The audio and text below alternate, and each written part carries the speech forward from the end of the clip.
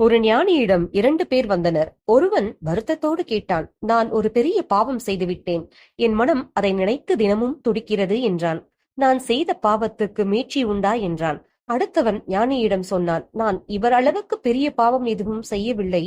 ஆனால் சின்ன சின்ன பொய்கள், சிறு ஏமாற்றுகள் இப்படி நிறைய செய்துள்ளேன்.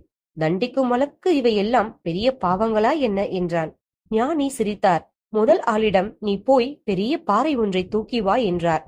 இரண்டாவது ஆளிடம் நீ போய் இந்த கோணி நிறைய சிறு கற்களை பொறுக்கி வா என்றார். இருவரும் அவ்வாறே செய்தனர். முதல்வன் ஒரு பெரிய பாறையை தூக்கி வந்தான். அடுத்தவன் கோணி நிறைய சிறு கற்களை பொறுக்கிக் கொண்டு வந்தான். இப்போது ஞானி சொன்னார், சரி, இருவரும் கொண்டு வந்தவற்றை சரியாக எந்த இடத்தில் எடுத்தீர்களோ அங்கேயே திரும்ப போட்டுவிட்டு வாருங்கள் என்றார். முதல்வன் பாறையை எடுத்துக்கொண்டு போய் எடுத்த இடத்தில் வைத்துவிட்டு திரும்பினான். இரண்டாமாக இருப்பவன் தயங்கினான். இவ்வளவு கற்களை நான் எப்படி சரியாக அவை இருந்த இடத்திலேயே வைக்க முடியும் என்று கேட்டான். ஞானி சொன்னார், முடியாதல்லவா? அவன் பெரிய தவறு செய்தான். அதற்காக வருந்தி அழுது மன்னிப்பு கேட்டு அவன் மாற்று பரிகாரம் செய்து அவன் மீட்சி அடையலாம். நீ சின்னதாக 1000 தவறுகள் செய்தும் அவை பாவம் என்று கூட உணராதவன். யாரெல்லாம் பாதிக்கப்பட்டார்கள் என்பது கூட உனக்கு தெரியவில்லை, நினைவிலும் இருக்காது.